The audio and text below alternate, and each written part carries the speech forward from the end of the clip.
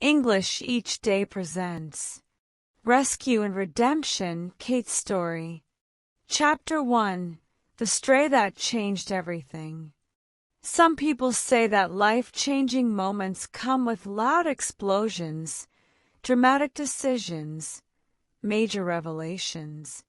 For me, it was a tiny, starving kitten. It was the dead of winter.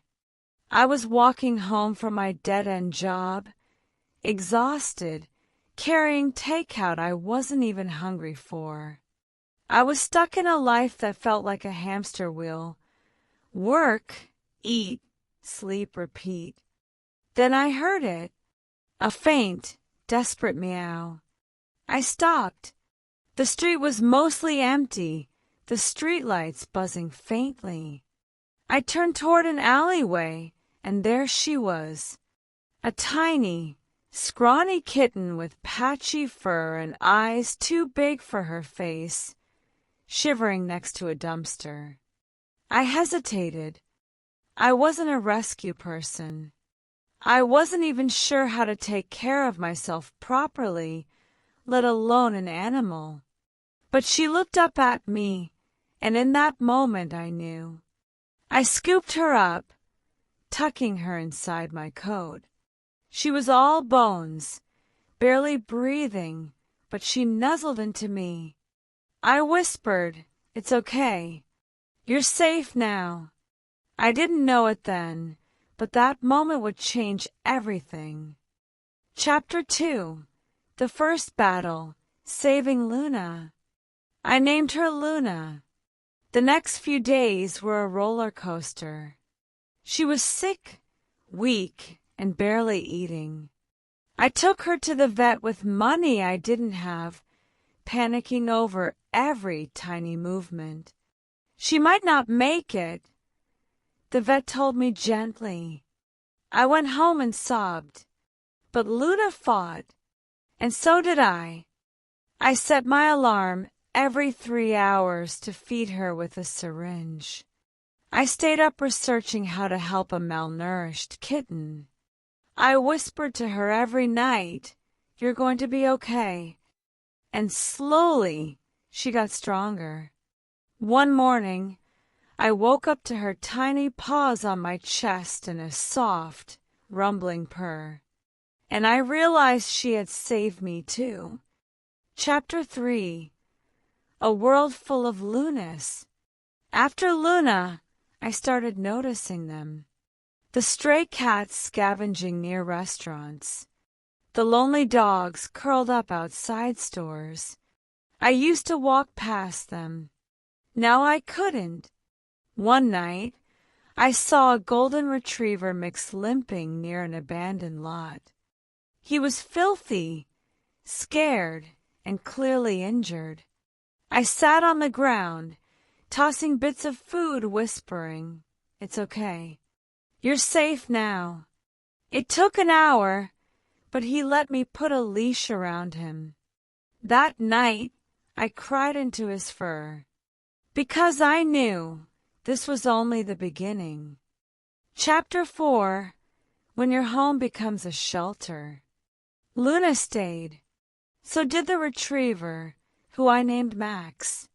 Then came 3 more cats, another dog, and a rabbit I found near a park. My tiny apartment turned into a full-time rescue operation. Litter boxes in the bathroom, bowls of food in every corner. I started sleeping with 5 animals on my bed. I was running out of money, out of space, out of time, but I couldn't stop. Chapter 5. The Shelter Dream. One day I sat on my couch, surrounded by fur, unpaid bills, and half-eaten takeout, and had a realization. I couldn't keep them all. But what if I found them homes? I started posting on social media. The response was overwhelming. People wanted to help. Then an idea hit me. What if I started a real shelter? Chapter 6. The Hard Road to Something Bigger. I saved every penny. I worked 2 jobs. I searched for the cheapest, most rundown property I could find. And after months of grinding, I found it. An old, abandoned warehouse at the edge of town. It was a mess. Holes in the walls, a leaky roof, rusted out fencing. But I saw something else. A future. Chapter 7. Building a home for the forgotten. Renovating the space was hell. I worked day and night, patching walls, laying new floors, installing heating. Volunteers came. Strangers donated. And finally, after what felt like a lifetime, it was ready. I named it Luna's Haven, in honor of the kitten who started it all. The day we opened, I had 12 cats, 5 dogs, and a heart so full it could burst. Chapter 8. Fighting for them. Running a shelter isn't just saving animals. It's fighting for them. I went to town hall meetings, pushing for better animal cruelty laws. I spoke at schools, teaching kids about responsible pet ownership. Some people supported me, others, not so much. You can't save them all, someone told me once. I looked at Luna, at Max, at the dozens of animals who now had a second chance. And I said, but I can save this one. Chapter 9. A life I never expected. Now every morning, I wake up to 12 cats and 5 dogs demanding breakfast. I step outside and see a shelter full of rescued souls waiting for their forever homes. I think back to that cold night 5 years ago when I picked up a tiny, starving kitten. I had no idea then that she would lead me here, but she did, because sometimes the smallest lives change ours the most. Subscribe to English each day for inspiring stories that help you improve your English while connecting with real-life experiences.